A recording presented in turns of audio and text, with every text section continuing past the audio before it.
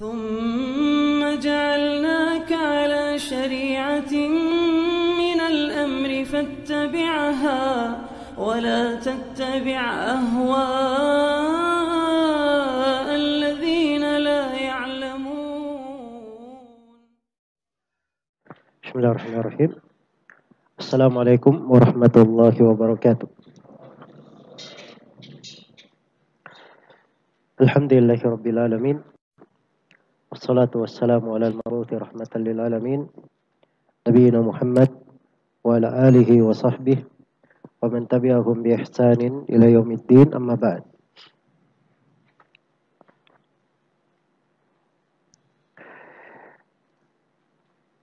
Baik, ini pertemuan yang ketiga dari kajian kita membahas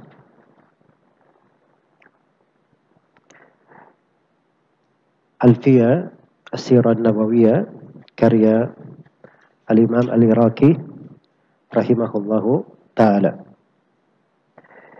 Ya, kita bermohon kepada Allah Subhanahu wa ta'ala semoga kita selalu digolongkan kepada orang-orang yang cinta kepada Nabi Sallallahu Alaihi Wasallam, selalu mengikuti petunjuk beliau dan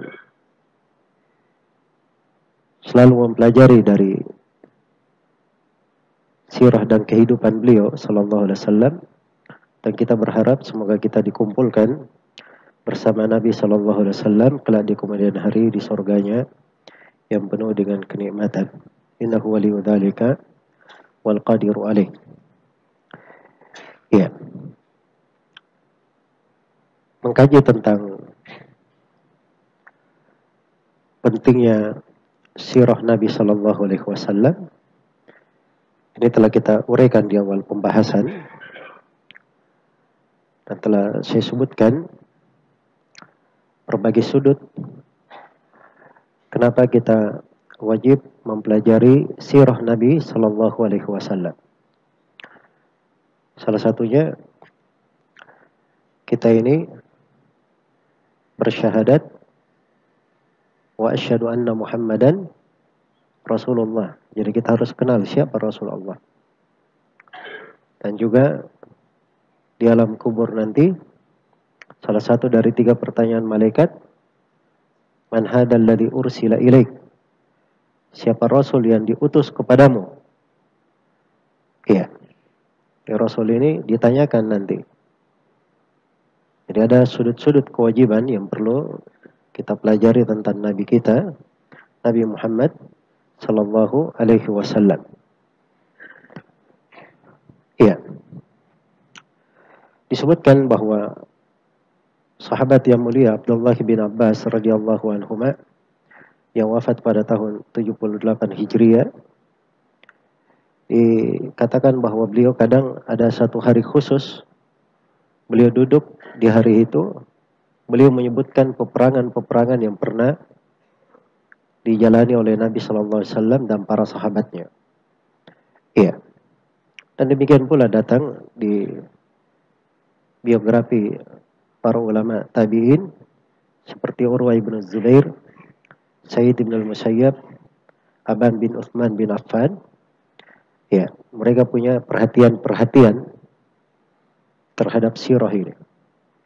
Bahkan Imam Az-Zuhri rahimahullah dari Imam Tabi'in, nama lengkapnya Muhammad bin Muslim bin Ubaidillah bin Abdullah bin Syihab Az-Zuhri. Imam Az-Zuhri ini beliau pernah berkata, fi ilmil maghazi ilmul akhirati wad dunya. Dalam ilmu tentang sirah Nabi, sejarah perjuangan Nabi, perjalanan hidup beliau, itu terdapat di dalamnya ilmu tentang akhirat dan ilmu tentang dunia. Ilmu tentang akhirat dan ilmu tentang dunia. Dan disebutkan oleh Al-Khatib Al-Baghdadi rahimahullahu ta'ala dari Ismail bin Muhammad bin Sa'ad bin Abi Waqqas. Beliau berkata, kana abi yu'allimuna maghazi Rasulillah sallallahu alaihi wasallam wa ya'udduha alaina wa sarayahu Kata beliau, adalah ayah kami, yaitu Muhammad bin Sa'ad. Ini putra dari Sa'ad bin Abi Waqqas, sahabat yang mulia. Dari salah seorang sahabat yang paling pertama menjawab dakwah Nabi dan masuk ke dalam Islam. Sebagaimana kita akan baca nanti, insyaallah ta'ala. Kata beliau, ayahku mengajarkan kepada kami bagaimana peperangan-peperangan Nabi, bahkan pasukan-pasukan kecil yang beliau utus, dihitung satu-satu. Iya, dihitung satu-satu. Dan beliau berkata, ya bani, atau ya bunayya, hadihi ma'athiru abaikum, fala tudayyi'u dzikraha. Wahai anak-anakku, ini peninggalan ayah-ayah kalian. Jangan kalian menelantarkannya. Iya. Bahkan kata Ali bin Husain Zainul Abidin rahimahullah, beliau berkata, kunna nu'allamu maghaziya Rasulullah sallallahu alaihi wasallam kama nu'allamu surata minal Qur'an. Kata beliau, kami itu diajari bagaimana peperangan-peperangan Nabi itu seperti kami diajari sebuah surah dari Al-Quran. Seperti diajari sebuah surah dari Al-Quran. Dan dimaklumi ya bahwa di dalam Al-Quran itu ada surah-surah yang membahas tentang peperangan-peperangan Nabi Sallallahu Alaihi Wasallam. Seperti misalnya di surah Ali Imran ada perang Uhud ya, di surah Al-Anfal ada perang Badr. Kemudian di surah Al-Ahzab ada perang Khandaq yang disebut juga perang Ahzab.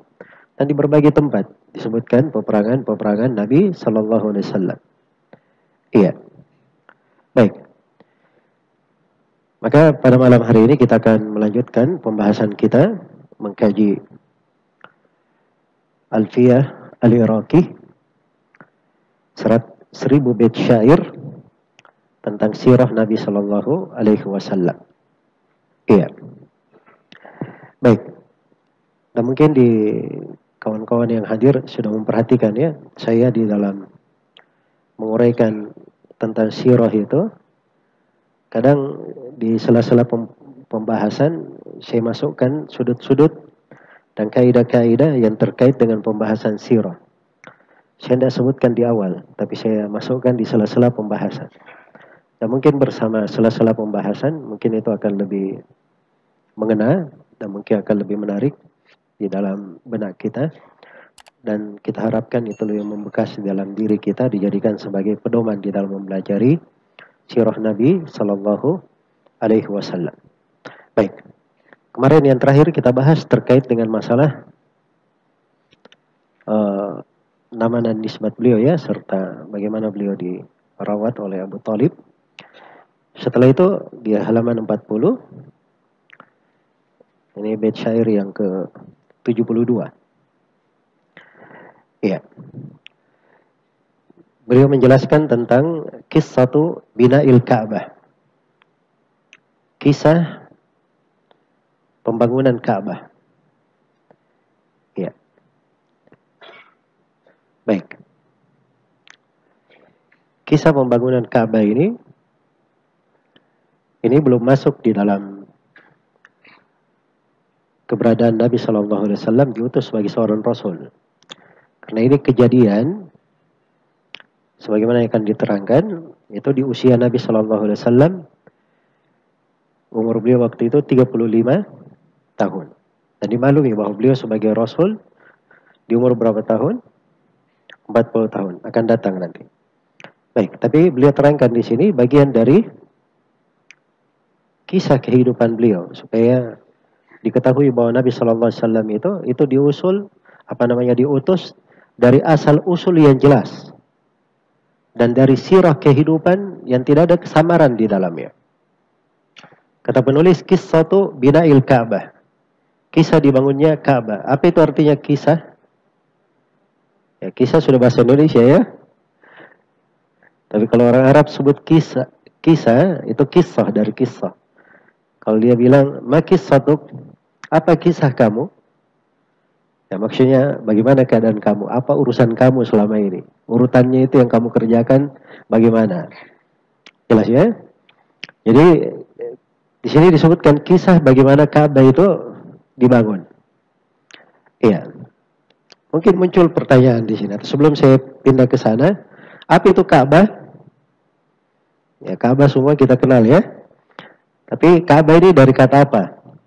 Orang Arab sebutkan mungkin dari kata apa namanya? Diambil dari kata at-tarabbu litaka'u bihi, bermakna segi empat. Dan mungkin dikatakan Ka'bah lirtifaihi, karena dia tinggi. Karena dia tinggi. Jadi itu dua makna untuk Ka'bah. Baik. Jadi kisah dibangunnya Ka'bah. Iya. Oke, muncul pertanyaan di sini. Bagaimana dibangun Ka'bah ini? Kan kita semua tahu ya bahwa Ka'bah itu sudah dibangun, yang kalau disebut dalam Al-Quran yang paling jelasnya dibangun oleh siapa? Nabi Ibrahim dan Nabi Ismail. Kok dibangun lagi? Berarti ini apa namanya? Pembaharuan di dalam pembangunan. Iya, dan memang disebutkan ya di dalam buku-buku sirah bahwa pembangunan Ka'bah itu ada yang mengatakan bahwa itu sudah ada dulu dari semenjak Nabi Adam katanya.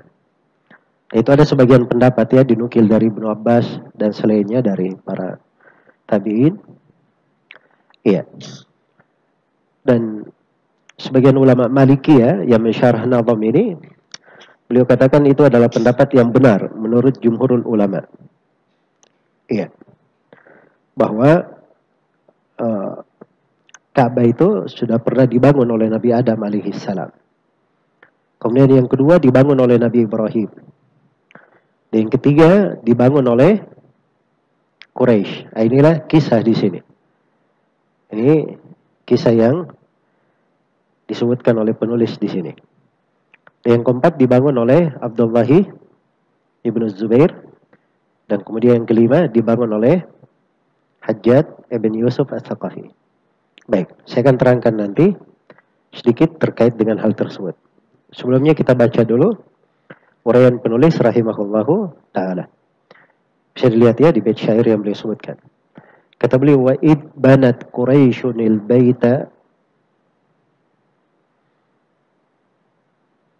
Ya. Wa id banat Quraisyunil baita ikhtalafat, atau nah, wa id banat Quraisyunil baita ikhtalaf. Mila'uhum, bisa dibaca mila'uhum, bisa dibaca mula'uhum. Dan ada juga yang membolehkan dibaca mulla'uhum. Mulla'uhum. Dan semuanya boleh ya, dari sisi wazan syair, semuanya boleh. Tanazu'an hatta waqaf. Amruhum fi man yakunu yada'u al-hajar al-aswad haythu yuda'u.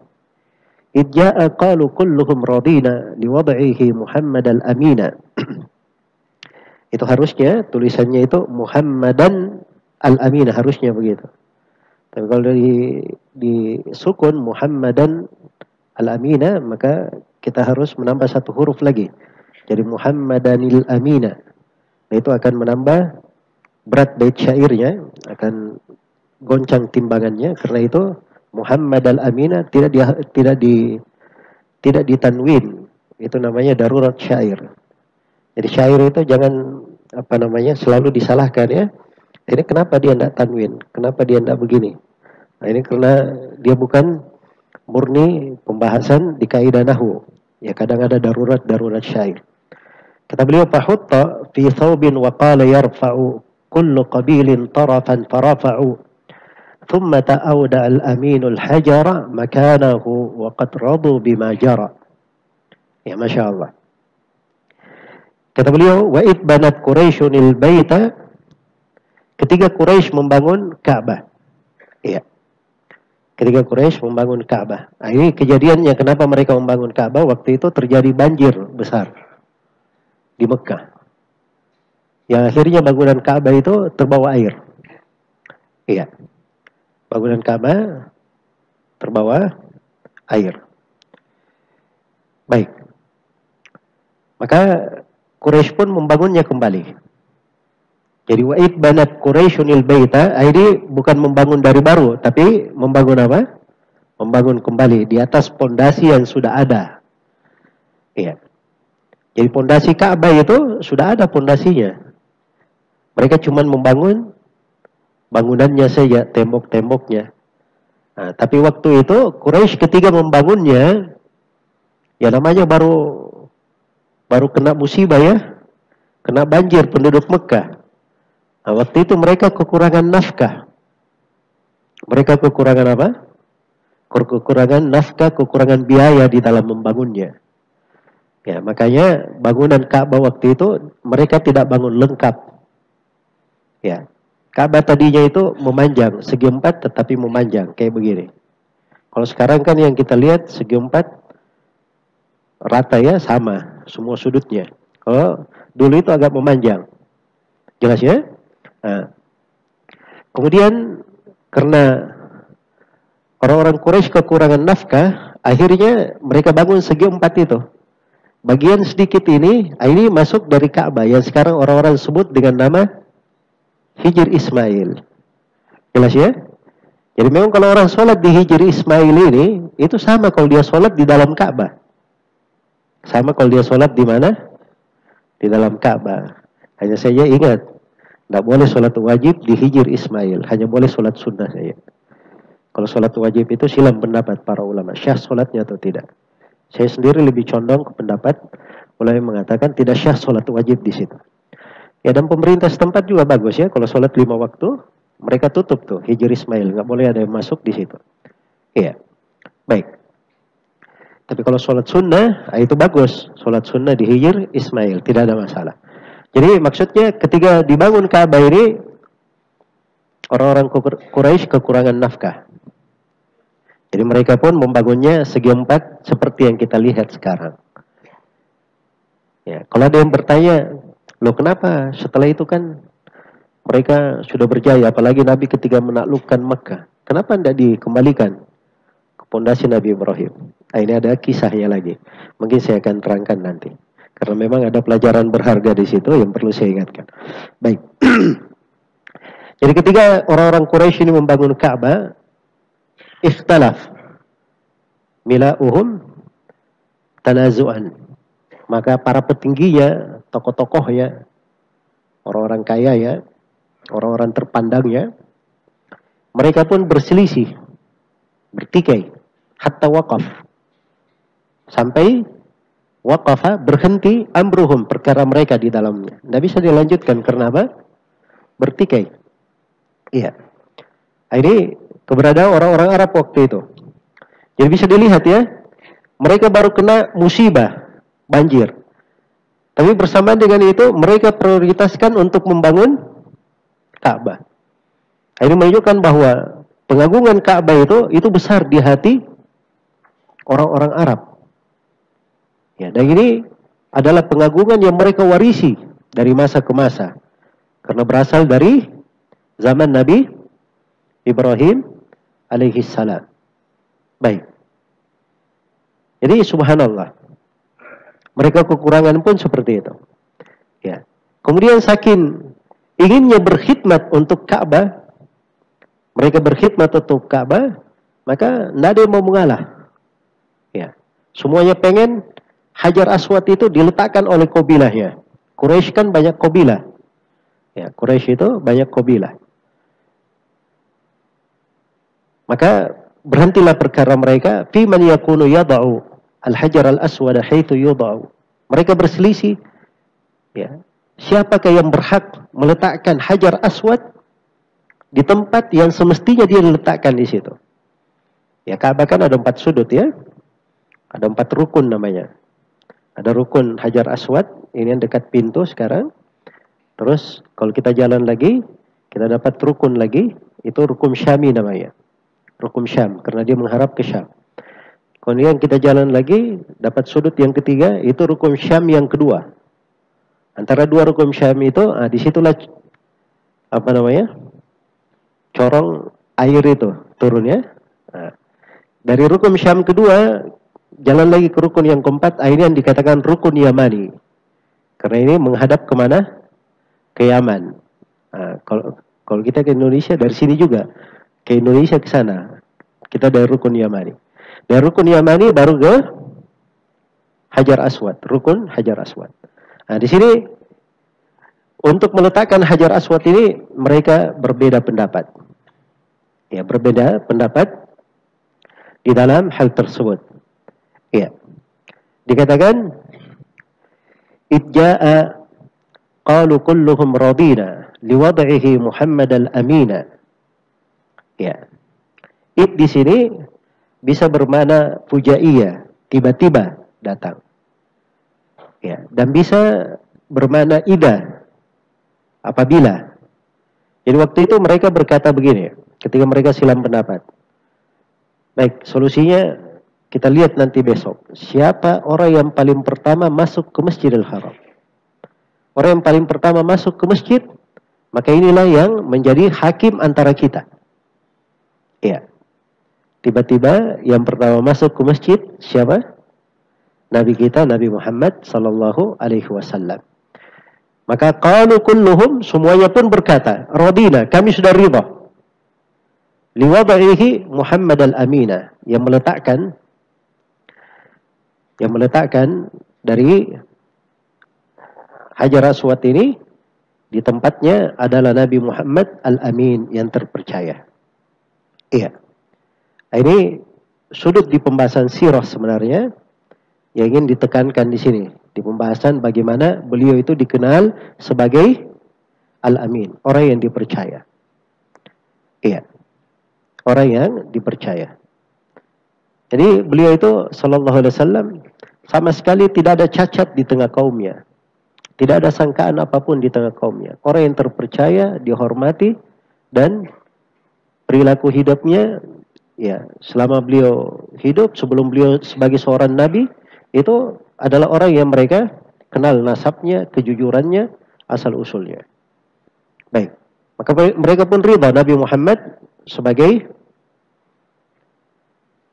penentu di tengah mereka. Kata beliau, "Fahutta fi thawbin wa qala yarfa'u kullu qabilin tarafan farafa'u." Maka Hajar Aswad pun diletakkan di sebuah baju, sebuah kain. Nabi minta, datangkan thawb, datangkan sebuah kain. Lalu beliau mengambil Hajar Aswad, beliau letakkan di kain itu. Kemudian beliau katakan, setiap kabilah dia pegang ujung dari kain ini. Ujung dari kain ini. Maka semuanya pun mengangkat Hajar Aswad secara bersama. Ya. Thumma ta'awda al-aminu al-hajara, thumma ta'awda al-aminu al-hajara, makanahu waqad radu bima jara. Nah, kemudian setelah itu, Nabi Muhammad al-Amin pun beliau yang meletakkan Hajar Aswad itu di tempatnya. Jadi begitu semua kabilah ini mengangkat bersama Hajar Aswad di atas kain ini, sudah sampai ke tempat Hajar Aswad, maka Nabi yang mengambil Hajar Aswad itu, lalu meletakkannya di tempatnya. Iya. Dan mereka semua ridha dengan apa yang berjalan. Jelas ya? Nah, ini dari fikih di dalam mendamaikan manusia. Jadi beliau di dalam mendamaikan manusia itu sudah pernah dicoba oleh orang-orang Quraisy. Ini bukan masalah dipercaya, tidak pernah mencuri, tidak pernah berbohong, tidak pernah. Itu semuanya ada pada Nabi kita. Kejujuran beliau dikenal. Tapi ini kepercayaan lebih daripada itu. Ketika mereka berselisih, Nabi Muhammad memberikan hukum, mereka percaya. Dan mereka ridha akan kedudukan Nabi kita di dalam hal tersebut. Dan ini kejadian disebutkan oleh para ulama pada hari Senin di tahun 35 dari kelahiran Nabi sallallahu alaihi wasallam. Maksudnya umur Nabi 35 tahun. Dan ini kejadiannya di hari Senin. Iya. Baik. Dengan itu selesai sudah pembangunan Ka'bah. Nah, di sini satu masalah yang saya terangkan tadi. Iya. Kenapa Ka'bah itu tidak dikembalikan oleh Nabi sallallahu alaihi wasallam ke pondasi Nabi Ibrahim? Jawabannya itu beliau terangkan di dalam sebuah hadis yang diriwayatkan oleh Al-Bukhari dan Imam Muslim. Dan Imam Al-Bukhari rahimahullahu taala memberi judul bab yang maknanya Nabi sallallahu alaihi wasallam itu kadang meninggalkan sebagian sunnah karena beliau khawatir akan terjadi bahaya lebih besar. Di mana Rasulullah sallallahu alaihi wasallam bersabda kepada istrinya Aisyah, "Ya Aisyah, laula anna qaumaki hadithu ahdin bi jahiliyah lahadamtul Ka'bah wa la ja'altu laha babain babun yadkhulu minhu an-nas wa babun yakhrujuna minhu. Kata Nabi sallallahu alaihi wasallam, wahai Aisyah, andai kata bukan karena kaummu, bukan karena orang-orang Quraisy baru masuk Islam, saya akan runtuhkan Ka'bah ini. Kemudian saya akan bangun kembali di atas pondasi Nabi Ibrahim, yaitu memiliki dua pintu. Ada pintu manusia masuk dan ada pintu manusia keluar. Itu pondasinya Nabi Ibrahim seperti itu. Tapi yang sekarang pintunya Ka'bah berapa? Hah? Cuman satu kan? Ya. Jadi ini sunnah Nabi. Nabi ingin mengembalikannya ke sunnahnya siapa? Nabi Ibrahim. Kenapa tidak dilakukan oleh Nabi? Karena orang-orang Quraisy baru masuk Islam. Coba bayangkan ya, kalau Nabi melakukan itu, apa yang terjadi? Mungkin orang-orang Quraisy yang baru masuk Islam ini, dia murtad lagi. Ya. Ini Nabi Muhammad sombong sekali, mentang-mentang dia datang sekarang. Sudah punya banyak kemampuan, dia mengalahkan kami. Kami membangun Ka'bah waktu itu pas-pasan. Sekarang dia rubah apa yang kami bangun. Nah, ini bukan masalah. Ini betul-betul akan apa? Akan menyinggung mereka. Dan mungkin akan menyebabkan mereka murtad keluar dari Islam. Jelas ya? Ya subhanallah. Rasulullah SAW tidak melakukan hal itu. Nah, ini fikih namanya.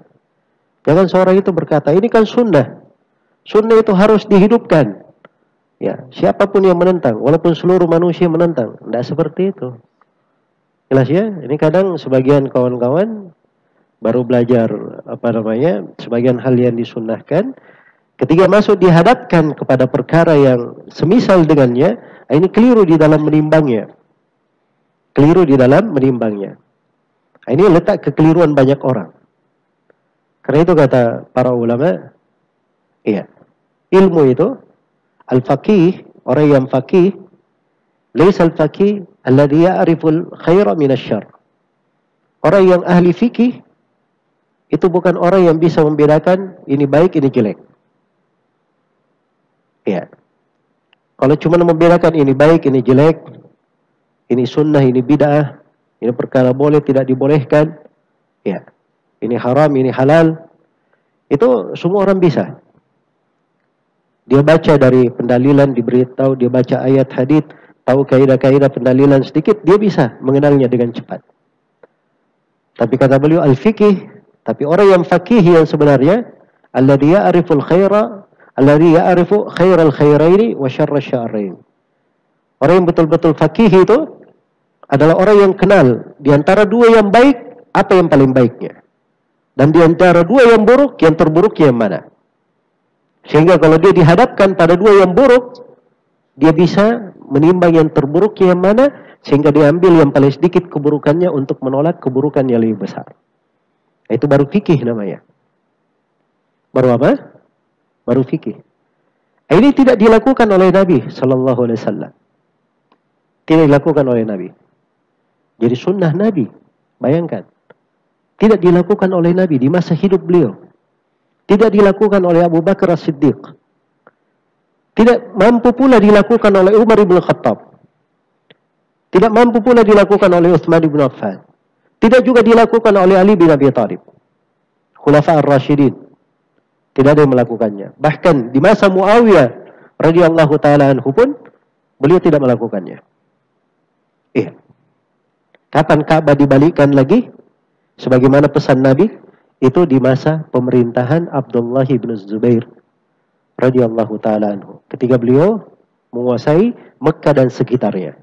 Maka Abdullah bin Zubair pun membangun Ka'bah, mengembalikannya ke pondasi Nabi Ibrahim. Inilah pembangunan yang keempat. Pembangunan di masa siapa? Abdullah bin Zubair. Bergulir kehidupan. Terjadi fitnah-fitnah. Abdullah bin Zubair radhiyallahu taala anhu digulingkan. Iya, digulingkan. Pemerintah yang menggulingkannya mengutus Hajjaj bin Yusuf untuk mengembalikan Ka'bah ke posisi semula. Ke posisi apa? Ke posisi semula. Akhirnya Ka'bah yang sudah dibangun benar oleh Abdullah bin Zubair dikembalikan lagi ke posisi semula seperti yang dibangun, kurang oleh orang-orang Quraisy. Iya. Bergulir waktu. Al-Manawi menyebutnya ini di masa Harun ar-Rasyid. Iya. Saya baca di sebagian rujukan disebutkan di masa Abu Ja'far al-Mansur. Di masa Abu Ja'far al-Mansur. Iya. Khalifah waktu itu, mereka sebagai khalifah. Waktu itu datang kepada Imam Malik bertanya. Jadi itu mereka sudah tahu bahwa Abdullah bin Zubair ini perbuatannya benar. Ya, yang menggulingkannya merubah kembali Ka'bah ke posisi awal ini keliru. Maka ini khalifah datang kepada Imam Malik minta fatwa. Saya ingin kembalikan Ka'bah ini ke pondasi yang telah dibangun oleh Abdullah bin Zubair, apa yang dipesankan oleh Nabi sallallahu alaihi wasallam. Maka apa jawaban Imam Malik rahimahullah? Inilah fikih yang harusnya kita pelajari dari seorang alim. Kata Imam Malik, "Anshuduka billah ya Amirul Mukminin." Saya meminta kepada engkau demi Allah, dengan nama Allah, wahai Amirul Mukminin. La taj'al hadzal bait mal'abatan lil muluk. Jangan kalian menjadikan Ka'bah ini permainan di tangan raja-raja. Iya. Sehingga hilang wibawa Ka'bah ini dari hati manusia. Coba bayangkan ya, jadi kalau setiap ada yang berkuasa, oh dia pandang, oh saya nggak setuju, balikan lagi. Datang lagi yang berkuasa, oh saya pendapati, balikkan lagi.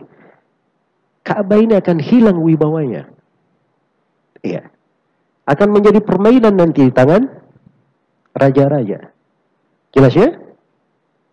Karena itu hingga hari ini Ka'bah itu di posisi yang dibangun oleh orang-orang Quraisy. Bukan di posisi pondasi Nabi Ibrahim dan diinginkan oleh Nabi Muhammad sallallahu alaihi wasallam. Dan dari masa ke masa, para ulama tidak ada yang menganjurkan ke pemerintah supaya merubah Ka'bah itu. Coba saja kalau ada yang merubah Ka'bah, sedikit aja dirubah bisa perang dunia nanti. Ya. Jelas ya? Nah, ini harus dipahami. Nah, ini fikih ya di dalam beragama. Baik. Jadi fikih yang seperti ini kadang tidak diperhitungkan oleh sebagian dari manusia, sehingga mereka membenturkan manusia ke dalam hal-hal yang kadang bisa menghancurkannya. Perkara-perkara yang bisa membuat keributan di tengah mereka. Padahal Islam ini tidak datang dengan prinsip yang seperti itu. Baik, selesai. Kisah pembangunan Ka'bah. Berikutnya, beliau berbicara di sini tentang kisah permulaan wahyu. Kata beliau, Bada'ul wahyu. Ya, permulaan wahyu itu. Baik. Al-bada' artinya permulaan. Al-wahyu, ya, al-wahyu itu secara bahasa itu artinya al-i'lam bisur'ah, memberitahukan dengan cepat secara bahasa. Asal katanya di dalam bahasa Arab, wahyu itu menyampaikan makna ke dalam diri dengan bentuk yang tersembunyi. Itu asal kata wahyu dalam bahasa Arab. Tapi orang definisikan dalam bahasa wahyu itu adalah penyampaian dengan segera. Iya. Kalau secara istilah wahyu adalah al-i'lam bisyara'. Adalah pengumuman akan syariat. Pengumuman akan syariat. Iya. Jadi kadang digunakan wahyu itu bermakna apa yang diwahyukan kepada Nabi Muhammad sallallahu alaihi wasallam. Baik. Di sini dibahas oleh penulis bagaimana wahyu itu bermula. Kata beliau, hatta idza ma balagha ar-rasul al-arba'ina ja'ahu Jibril. Hingga ketika Rasulullah sallallahu alaihi wasallam mencapai usia 40 tahun, maka Jibril pun datang kepadanya. Hatta idza, ya, ma balagha, sampai ketika, ma apa artinya ma kalau bahasa Arab? Hah? Ya, kan penafian kan? Cuma itu kaidah dalam bahasa Arab ya. Ya taliban khud faidah ma ba'da idza zaidah. Itu kaidahnya dalam bahasa Arab. Jadi kalau ada ma setelah idza itu tidak diterjemahkan. Jangan antum terjemahkan. Tidak ada maknanya di situ. Dia cuma tambahan saja. Karena itu tadi saya terjemahkan ketika Rasul mencapai umur 40 tahun. Maka datanglah Jibril kepada beliau sallallahu alaihi wasallam. Dan kisah datangnya Jibril kepada Nabi sallallahu alaihi wasallam diterangkan di sini oleh penulis. Wa huwa bi gharin bi hira'in mukhtali faja'ahu bil wahyi min indil ali. Ya. Wahwa, dan Nabi sallallahu alaihi wasallam bi gharin, di sebuah gua, bi Hira. Yang gua ini disebut dengan nama gua apa? Gua Hira. Ya. Baik, gua Hira sampai sekarang ya disebut dengan gua Hira. Ya, berada di Mekah. Ya, semua orang yang pernah umroh itu biasanya tahu ya yang mana disebut gua Hira. Orang-orang yang punya misi jalan-jalan, ya, itu biasanya ke sana. Walaupun itu tidak ada syariat untuk dikunjungi ya. Apalagi naik ke lereng sampai habis waktu berjam-jam untuk mendaki gua Hira, Masya Allah. Ya. Ini dari hal-hal yang tidak dibenarkan ya, apalagi dalam perjalanan ibadah. Orang itu perjalanan jauh hanya disyariatkan 3 saja. Kalau dia perjalanan dalam ibadah, syariatnya ke 3 masjid. Masjid Nabawi atau Masjidil Haram atau Masjid Al-Aqsa. Jelas ya, itu perjalanan ibadah. Jadi kalau dia ada perjalanan ke tempat selain daripada itu asalnya tidak diperbolehkan. Kecuali kalau dalam bentuk mengikut dalam hal yang mubah. Perkara yang dibolehkan. Jelas ya? Baik. Maka beliau waktu itu berada di Gua Hira, mukhtali, bersendiri. Jadi waktu itu Nabi sallallahu alaihi wasallam, ini haditsnya diriwayatkan oleh Bukhari dan Muslim. Kisah yang panjang sekali. Di mana Nabi sallallahu alaihi wasallam ketika sudah di umur 40 tahun ini, itu selalu datang mimpi kepada beliau. Selalu datang mimpi. Maka beliau pun menjadi senang menyendiri. Beliau mengambil bekal dari Khadijah radhiyallahu anha. Kemudian Nabi pergi ke Gua Hira. Menyendiri di sana. Nah, itulah makna mukhtali. Beliau menyendiri di sana. Baik. Faja'ahu bil wahyi min indil ali. Maka Jibril pun datang kepada Nabi Muhammad membawa wahyu. Min indil ali. Dari sisi Allah yang Maha Tinggi. Al-Ali di situ pakai sukun saja ya. Walaupun asal penulisannya ada tasydidnya. Aliyi. Kan nama Allah min asmail husna, nama apa? Al-Aliyu. Kan? Yang Maha Tinggi. Tapi di sini disukun karena darurat syair ya. Kejadiannya ini kapan? Jibril mendatangi Nabi Muhammad. Kata beliau, fi yawmil itsnaini wa kana qad khalat min syahri maulidin thamanin in thabat. Iya. Kata beliau, dan ini kejadian pada hari Senin. Ya, kejadian ini pada hari Senin. Dan itu di bulan yang beliau dilahirkan. Di bulan yang beliau dilahirkan. Di bulan yang beliau dilahirkan, bulan apa itu? Bulan Rabiul Awal. Ya, thamanin. Dan sudah berlalu dari bulan itu 8 hari. In thabat. Kalau memang sabit riwayat di dalam hal tersebut. Iya. Baik. Jadi ini ada yang mengatakan bahwa ini kejadian tanggal 8 bulan Rabiul Awal di kelahiran Nabi sallallahu alaihi wasallam. Tapi penulis di sini memberi ta'liq insabat ya, kalau memang itu syah. Maksudnya dalam sisi riwayat mungkin ada pembahasan. Wakila fi sabi ashri Rajab, wakila bal fi Ramadan at-tayyib. Ya. Ada yang mengatakan dia di hari ke-17 bulan Rajab. Ada yang mengatakan seperti itu. Hari yang ke-27 dari bulan Rajab. Ishri maksudnya 20. Ya, 20 di bulan Rajab pada tanggal 27 Rajab. Wakilah, dan ada yang mengatakan ini kejadian di bulan Ramadan yang baik. Di bulan Ramadan yang baik. Jadi ini terkait dengan masalah kejadiannya kapan, tanggalnya itu tidak terlalu penting ya. Tidak terlalu penting, ada silam pendapat disyaratkan di sini oleh Al-Iraqi rahimahullahu taala. Baik. Jadi kisah turunnya wahyu, permulaan datangnya wahyu kepada Nabi, beliau berada di Gua Hira. Harinya hari Senin disebut, tanggalnya kapan, waktunya ini ada beberapa nukilan di kalangan ahli sirah. Disebutkan oleh penulis di sini. Kemudian kata Al-Iraqi rahimahullah dalam bait syair yang ke-82, qala lahu qra wa huwa fil mirari yujibu nutqan ma ana biqari. Maka Jibril berkata kepadanya, bacalah. Perintahnya Jibril kepada Nabi, Iqra, baca. Ya, maka Nabi selalu menjawab, ma ana biqari, saya tidak bisa membaca. Saya tidak bisa membaca. Ini diantara hal yang penting ya, yang dipelajari dalam sirah. Ya, sebab ketika diterangkan bahwa Nabi tidak bisa membaca, itu ada sudut yang menunjukkan kebenaran kenabian beliau sallallahu alaihi wasallam. Seorang yang tidak pernah membaca sebelumnya, tidak bisa menulis, tapi dia mendatangkan dari ayat-ayat, dia membacakan ayat-ayat Al-Quran, tidak ada orang Arab yang bisa mendatangkan yang semisal dengannya. Itu namanya mukjizat. Jelas ya?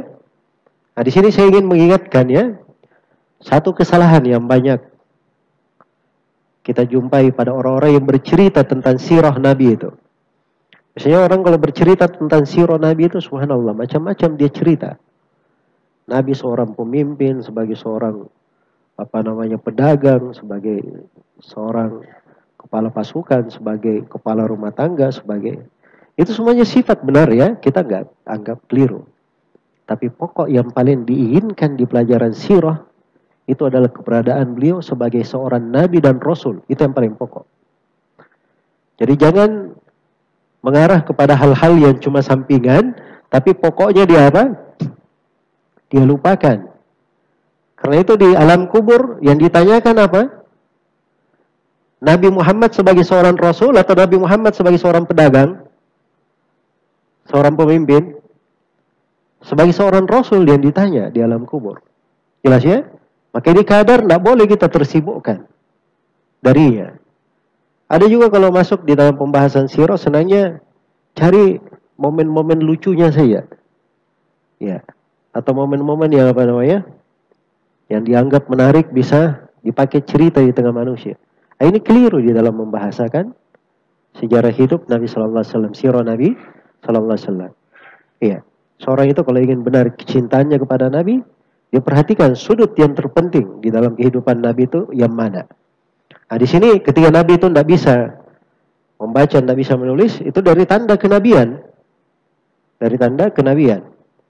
Karena itu diantara buku-buku yang menjadi rujukan di pembahasan sirah, itu banyak ditulis oleh para ulama, buku yang terkait dengan dalailun nubuwah. Dalil-dalil kenabian Nabi Sallallahu Alaihi Wasallam. Tanda-tanda beliau sebagai seorang Nabi. Itu memang diambil dari sirah, perjalanan hidupnya, apa yang beliau kabarkan, ternyata terjadi sebagaimana yang beliau kabarkan, dan seterusnya. Baik, jadi Nabi ketika ditanya oleh Jibril, bacalah, diperintah oleh Jibril, bacalah, maka Nabi berkata, ma Nabi qari, saya tidak bisa membaca.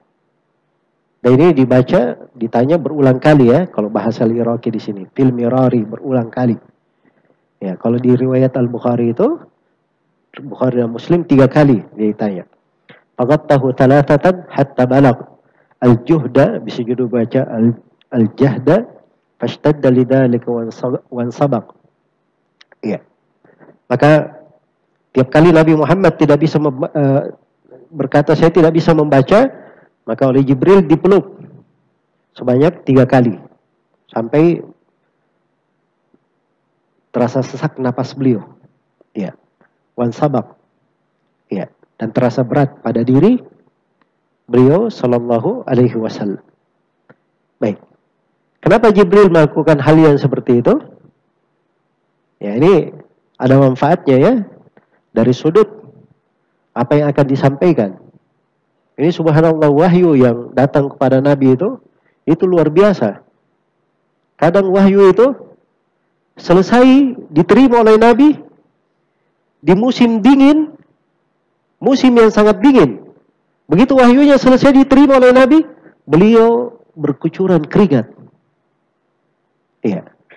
Perhatikan ya bagaimana wahyu ini beratnya diterima oleh beliau Sallallahu Alaihi Wasallam. Karena itu kalau beliau diwahyukan kepadanya, itu para sahabatnya tahu bahwa ini Nabi sedang turun wahyu kepadanya.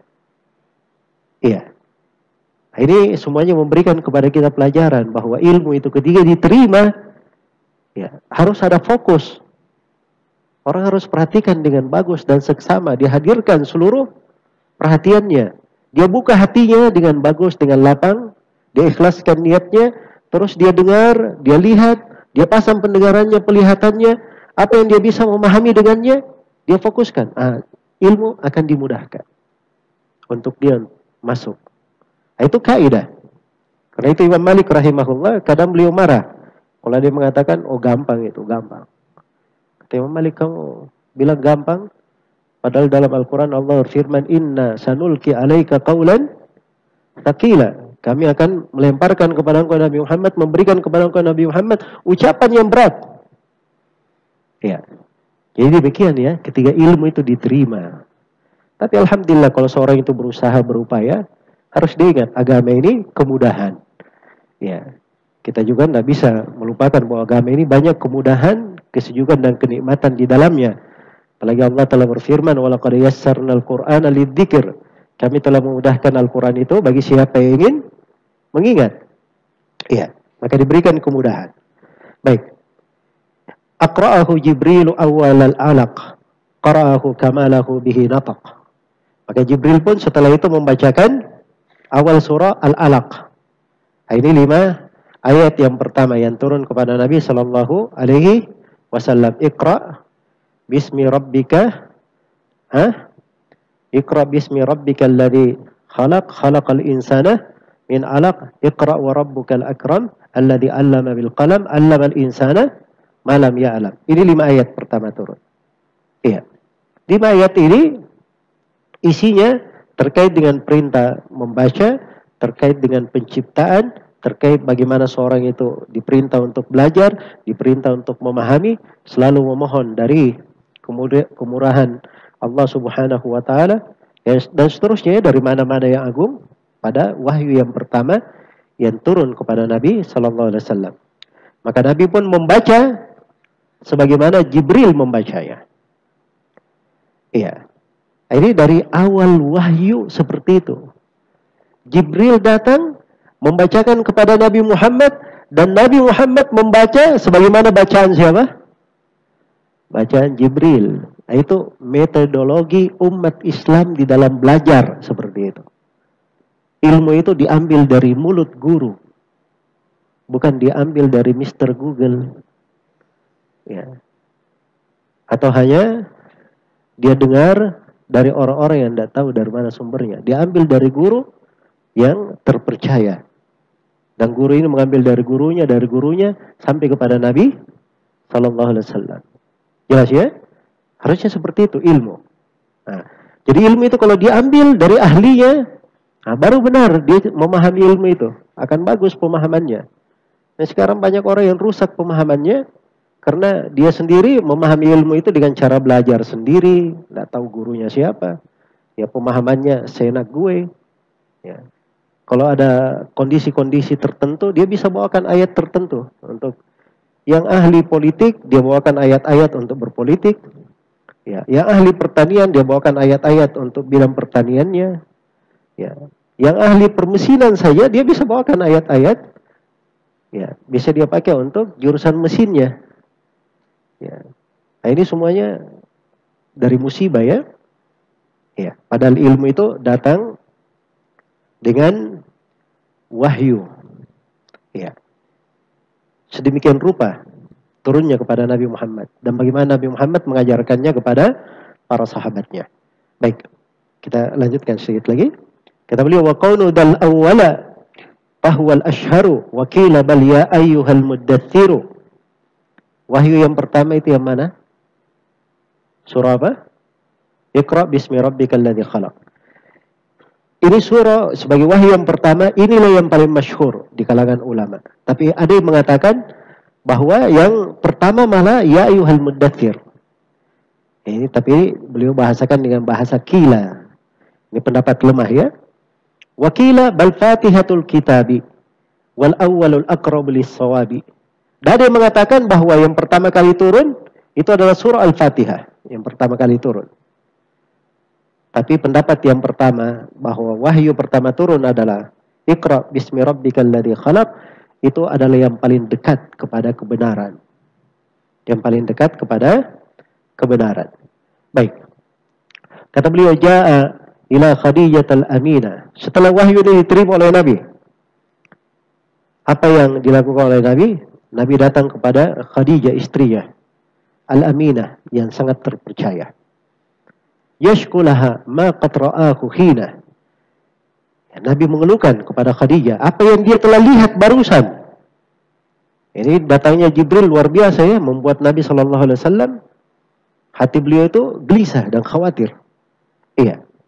Athabbatathu innaha muwaffaqah awwalu ma qad amanat musaddiqah. Apa yang dilakukan oleh Khadijah? Dan ini diantara jasa besarnya Khadijah radhiyallahu taala anha. Iya. Di dalam Islam. Dan tidak ada yang memiliki jasa seperti dalam Islam seperti Khadijah. Khadijah pun meneguhkan Nabi SAW. Dan beliau adalah seorang yang mendapat taufik dari Allah. Dan Khadijah adalah orang yang paling pertama beriman membenarkan Nabi SAW. Iya. Dan dimaklumi ya, bagaimana ucapan Khadijah radhiyallahu ta'ala anha kepada Nabi SAW ketika Nabi berkata, wallahi laqad khasyitu ala nafsi. Demi Allah, saya ini khawatir atas diriku. Apa kata Khadijah? Ya. Kata beliau, uthbut ya bena'am wa abshir. Ya. Kata beliau, tetaplah kamu dan bergembiralah. Innaka la tasilur rahim. Kamu ini menyambung silaturahmi. Wa tasduqul hadid. Kamu ini jujur dalam berbicara. Wa tahmilul kal. Kamu ini membantu orang yang kesusahan. Wa taksibul ma'dum, memberi pekerjaan orang yang tidak ada pekerjaannya. Wa tuqrid dhaif. Kamu ini memuliakan tamu. Wa tu'inu 'alan nawaib, dan kamu membantu orang-orang yang kena musibah. Ya. Apa yang perlu kamu khawatirkan? Tidak ada kekhawatiran pada kamu. Terus diteguhkan oleh Khadijah sampai Nabi sallallahu alaihi wasallam tenang. Setelah itu apa yang dilakukan oleh Khadijah? Ini tahapan yang kedua dari jasa Khadijah. Thumma atat bihi ta'ummu Waraqah faqassa alaihi ma ra'a fasaddaqa. Maka Khadijah pun datang membawa Nabi sallallahu alaihi wasallam menjumpai Waraqah bin Naufal. Menjumpai Waraqah bin Naufal. Waraqah bin Naufal ini dia adalah seorang Nasrani, membaca dari kitab dengan bahasa Ibrani. Setelah itu Waraqah bin Naufal ini di atas agama yang lurus ya, dari agama Nasrani. Begitu dikisahkan kisah Nabi apa yang dia lihat, maka Waraqah bin Naufal langsung membenarkannya. Iya. Langsung dia percayai. Dan dia katakan, itu yang datang kepada kamu, ya, itu adalah namus. Namus bahasa mereka ya, artinya Jibril. Ya, itu adalah Jibril. Dan itulah yang diutus kepada Nabi Musa. Itulah yang diutus kepada Nabi Musa. Kemudian kata Waraqah, ya radhiyallahu ta'ala anhu, ya laitani fiha jada, laitani akunu hayyan id yukhrijuka qaumuka. Andai kata saya di masa engkau sudah diutus, saya masih muda, saya akan membela kamu ketika kaummu akan mengusir kamu. Maka Nabi pun berkata, aw mukhrijiyahum, apakah kaumku akan mengusirku? Kata Waraqah, "Na'am, lam ya'ti rajulun bima ji'ta bihi illa 'udi." Tidak ada seorang pun yang datang membawa seperti yang kamu bawa kecuali dia akan dimusuhi. Wa yudrikni yaumuka ansurka nasran mu'azzara. Kalau saya dapati hari engkau sudah diutus sebagai seorang rasul, maka saya akan menolong engkau dengan penolongan yang sangat kuat. Karena itu Waraqah bin Naufal itu dihitung oleh para ulama masuk ke dalam golongan para sahabat Rasulullah sallallahu alaihi wasallam. Beliau sudah beriman dari awal. Waraqah bin Naufal. Iya. Fahuwa alladhi amana ba'du thaniyan. Maka Waraqah bin Naufal ini yang beriman kepada Nabi yang kedua. Wa kana barran sadiqan muatiyan. Dan beliau adalah seorang yang baik, jujur, dan sangat lemah lembut. Was-sadiqul masduqu qala innah ra'a lahu takhatkhudan fil jannah. Dan as-sadiqul masdud, yaitu Nabi sallallahu alaihi wasallam, melihat bahwa Waraqah bin Naufal ini punya pergerakan di sorga. Maksudnya beliau ini berada di sorga. Itu ada riwayat-riwayat ya, dari sisi hadits, mungkin ada kelemahan dari sisi riwayat. Tapi terkait dengan fadl dan keutamaan Waraqah bin Naufal dalam hal ini, itu adalah hal yang telah dimaklumi. Wallahu ta'ala alam. Baik, satu bab lagi ya, satu. Karena kayaknya kalau kita undur di pertemuan akan datang kurang akan bersambung dengan ini bab setelahnya. Insyaallah tema pembahasan kita akan datang. Di sini dikatakan qadru iqamatihi bi Makkah ba'dal bid'ah. Berapa lama Nabi sallallahu alaihi wasallam tinggal di Mekah setelah beliau diutus menjadi seorang nabi dan rasul? Iya. Jadi pertama dengan turunnya Iqra itu beliau seorang nabi. Dengan turunnya Ya ayyuhal muddaththir beliau adalah seorang rasul. Iya. Jarak di antara keduanya tidak disebutkan secara pasti di dalam buku-buku sirah. Tetapi diterangkannya bahwa ada jarak antara keduanya. Dan terakhir Nabi sallallahu alaihi wasallam melihat Jibril itu duduk antara langit dan bumi. Maka Nabi pun kembali ke rumah dan minta kepada Khadijah untuk diselimuti. Beliau berkata, "Zammiluni, zammiluni." Ya. Maka turunlah ayat ini, "Ya ayyuhal muddaththir." Dan seterusnya. Semenjak itu wahyu pun bersambung kepada Nabi sallallahu alaihi wasallam. Berapa lama beliau di Mekah? Kata beliau, "Aqama fi Makkah ba'da al-bi'tsati 13 asyratin bi ghairi miryati." Ya harusnya 13 asyrat ya kalau bahasa kaidah bahasanya. Sebab ini namanya mabni alal juz'ain pada ma'dud ini. Tapi di sini di asyratin dia di tanwin kasrah ini untuk darurat syair namanya. Untuk darurat syair. Baik. Kata beliau aqama fi Makkah ba'da al-bi'tsati. Beliau tinggal di Mekah setelah diutus itu sebanyak atau selama 13 tahun. 13 tahun bighairi miryati. Tanpa ada keraguan. Jadi kalau yang tidak ada keraguan ini. Ini berdasarkan hadits riwayat Bukhari dan Muslim dari Ibnu Abbas. Ibnu Abbas yang memberitakan bahwa Nabi sallallahu alaihi wasallam itu 13 tahun di mana? Di Mekah. Iya. Hanya saja Al-Iraqi bawakan dua pendapat yang lain. Wakila asyran atau khamsa asyarah qaulani wahhanuhuma bimarrah. Kata beliau ada yang mengatakan 10 tahun. Dan ada yang mengatakan 15 tahun. Ini dua pendapat lain. Tapi ini dua pendapat dilemahkan oleh para ulama. Mereka sangat melemahkannya. Tidak dikuatkan. Iya. Baik. Jadi antum lihat ya. Al-Iraqi ini dia punya bahasa sangat ilmiah sekali. Nah, ini perlu dipelajari oleh para penuntut ilmu. Supaya dia terbimbing di dalam melihat dan menimbang silang pendapat manusia dengan kaidah-kaidah ilmiah, dengan bahasa-bahasa ilmiah. Sekarang ini yang tampil dan banyak dilihat di tengah masyarakat, kadang kalau ada silang pendapat antara A dan B atau pendapatnya berseberangan, itu diiringi dengan caci maki, menjatuhkan dan sebagainya. Iya, dan kadang tampak sebagian manusia terlalu bangga dengan pendapatnya. Ini kalau di bahasa-bahasa ilmiah tidak seperti itu ya. Ini dua pendapat sangat lemah sebenarnya, tapi dibawakan juga oleh Al-Iraqi untuk beliau ingatkan.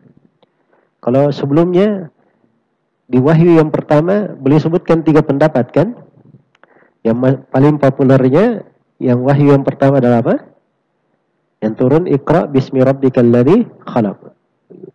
Ada yang mengatakan pendapat yang kedua mengatakan bahwa yang pertama adalah Ya ayyuhal muddaththir. Pendapat yang ketiga ada yang mengatakan Al-Fatihah. Tapi apa bahasa Al-Iraqi? Wal awwalul aqrabu lis-shawabi. Yang pertama lebih dekat kepada kebenaran. Bahasanya lebih dekat, halus sekali. Lebih dekat kepada apa? Kebenaran. Itu bahasa dia tidak katakan ini. Padahal ini yang mengatakan Al-Fatihah itu di sebagian tempat An-Nawawi berkata itu pendapat batil. Itu bahasa Nawawi ya, rahimahullah. Tapi Al-Iraqi dia bahasakan dengan bahasa lembut. Ya. Dan ini diantara uslub para ulama di dalam apa? Dia membahasakan silam pendapat. Baik. Jadi yang benarnya bahwa beliau di Mekah itu 13 tahun. Fakana fi salatihi yastakbilu bi Makkah al-Qudsa walakin yaj'alu al-baita min baini yadayhi aydan fi ma ata tatawwu'an aw fardha. Ya. Kata beliau, maka beliau pun solatnya di Mekah, beliau menghadap ke Baitul Maqdis. Ini terkait dengan bagaimana beliau solat di Mekah. Karena kewajiban solat itu turunnya di mana? Di Mekah. Iya. Jadi di Mekah itu ketika ada kewajiban solat, sampai luar biasa ya, ketika solat ini diwajibkan, itu Jibril turun berwujud manusia. Lalu mengimami Nabi dan para sahabat 2 hari berturut-turut. Ya, Jibril di depan, terus Nabi di belakang Jibril, kemudian kaum muslimin di belakang Nabi Shallallahu Alaihi Wasallam. Ini kejadian hanya diperoleh oleh para sahabat yang ada di Mekah saja, di pasir Mekah. Perhatikan ya. Maka waktu itu syariat salatnya menghadap ke Baitul Maqdis. Tapi Nabi SAW tidak jadikan Ka'bah di belakang beliau. Ya. Jadi beliau tetap menjadikan Ka'bah di depannya. Jadi Ka'bah di depannya dan beliau menghadapnya ke Baitul Maqdis. Kira-kira di mana itu arahnya? Hah? Kalau dia antara 2 rukun Syam, berarti Ka'bah di belakang beliau. Berarti dia harusnya di mana? Antara Hajar Aswad dan Rukun Yamani. Ka'bah di depannya, tapi menghadap juga ke mana? Ke Syam, ke arah Baitul Maqdis. Jelas ya? Baik. Jadi begitu keadaan Nabi. Fima ata tatawu'an aw fardhan. Pada salat yang beliau lakukan, salat sunnah maupun salat wajib. Iya. Baik. Wa ba'da hijratin kana lid qudsi aman wa thuluthan wa nisfa sudsi ya. Huwilat min ba'di dzakal qiblatu li Ka'batillahi wa ni'mal jihatu. Setelah beliau berhijrah dan setelah salat menghadap ke Baitul Maqdis selama setahun sepertiga atau setahun sepertiga dan seperdua seperenam. Ini bahasa-bahasa apa namanya yang biasa dipakai ya oleh orang-orang Arab. Iya. Wa huwilat min ba'di dzakal qiblah. Maka setelah itu kiblatnya pun berubah. Li Ka'batillahi ka Ka'bah wa ni'mal jihah. Baik. Jadi kiblat itu berubah ke arah Ka'bah kapan? Setelah Nabi berhijrah ke Madinah. Berapa lama setelah hijrah ke Madinah langsung berubah begitu? Tidak. Setahun, ada riwayat, ada 2 pendapat di sini. Boleh sebutkan. Pendapat pertama, setahun ditambah sepertiga tahun. Berapa itu? Berapa bulan? Sepertiga tahun berapa bulan? 4 bulan. 1 tahun 12 bulan. Jadi 16 bulan. Ini pendapat yang pertama, 16 bulan. Dan ini pendapat lebih sahih ya. Karena ada di riwayat apa namanya? Muslim. Kemudian ada pendapat yang kedua. Mengatakan setahun ditambah sepertiga ditambah seperdua dari seperenam. Hah? Ini saya lihat bahasa penulis ya, saya terjemahkan bahasa penulis. Ya. Baik. Kalau seperenam berapa? Hah? 2 bulan. Seperdua dari seperenam berarti 1 bulan. Bahasa lainnya 1/12. Kan begitu? 1/12. Cuman tidak ada kalimatnya orang Arab itu 1/12. Ya. Jadi begitu cara mereka membahasakan. Ya. Nah, ini sebenarnya lebih enak ya menghitung sebenarnya. Kalau terbiasa menghitung seperti ini dengan kata-kata orang Arab ini, itu lebih enak sebenarnya cara menghitungnya. Dalam pembahasan warisan maupun di pembahasan yang lainnya. Jadi maksudnya pendapat yang kedua ini jumlah bulannya berapa? 17 bulan. Jadi ada dua pendapat. Ka'bah itu kiblat berubah. Kiblat dari Baitul Maqdis berubah ke Ka'bah itu setelah 16 bulan Nabi di Madinah. Ini pendapat pertama. Dan pendapat yang kedua, kiblat berubah dari Baitul Maqdis ke Ka'bah itu setelah 17 bulan Nabi berada di Madinah. Nah, setelah itulah kiblat berubah kemana? Ke Ka'bah, li Ka'batillah, menghadap ke Ka'bah Allah. Wa ni'mal jihah. Dan itu adalah sebaik-baik arah. Itu yang kita dengarkan tadi ya dari ayat-ayat yang dibacakan di surah Al-Baqarah. Itu sebaik-baik arah. Dan memang Nabi SAW, beliau itu sangat pengen kiblat itu diarahkan kemana? Ke Ka'bah. Maka Allah muliakan nabinya. Iya. Diarahkan benaran kiblat itu kemana? Ke Ka'bah. Dan jadilah kiblat itu adalah sebaik-baik tempat. Nah, ini salah satu pendapat ya. Ada pendapat-pendapat yang lain sebenarnya di dalam pembahasan ini. Tapi itu tidak perlu terlalu banyak kita terangkan. Jadi pokoknya di sini yang ingin dijelaskan oleh penulis, ya, faedah yang kita bisa petik, ada namanya fase Mekah, ada namanya fase Madinah. Fase Mekah jumlahnya berapa tahun? 13 tahun. Dan fase Madinah 10 tahun. Karena umur Nabi SAW setelah beliau diutus sebagai seorang Nabi hanya 23 tahun. Beliau wafat pada umur tepat 63 tahun. Dan umur kebanyakan umat beliau antara itu. Sekitar itu. Baik. Selesai di sini ya. Dan insyaAllah ta'ala di pertemuan yang akan datang, kita akan membahas tentang penyebutan nama-nama sahabat yang paling pertama masuk Islam. Iya. Nah, ini penting ya di pembahasan sirah. Kenapa disebut ini? Nah, ini pembahasan besar sekali untuk setiap muslim dan muslimah. Seorang itu ketika dia beragama, dia jangan merasa kecil dengan nikmat dan karunia Allah berikan untuknya. Jangan dia menganggap Nabi ketika diutus sebagai seorang Rasul, beliau sendiri saja. Siapa yang akan mengikutinya? Ya. Tapi ternyata subhanallah, setelah itu beliau diikuti oleh istrinya. Bertambah Warqah bin Nawfal. Terus bertambah nama-nama sahabat nanti akan disebutkan oleh penulis. Jelas ya? Berkembang. Ya. Terus para sahabat menjadi banyak. Sampai Nabi berhijrah ke Madinah. Allah jayakan Islam ini. Dan beliau tidak wafat kecuali setelah melihat manusia masuk ke dalam Islam berbondong-bondong. Iya. Karena itu, seorang kalau sudah berada di atas jalan yang lurus, jalannya para nabi dan para rasul, jangan khawatir di atas jalan. Dan jangan merasa gelisah atau merasa sendirian di atas jalan. Karena ini jalannya Nabi dan jalan para sahabat Nabi Sallallahu Alaihi Wasallam. Ini diantara manfaat dan faedah besar di pembahasan sirah Nabi Sallallahu Alaihi Wasallam. Baik, wallahu ta'ala alam.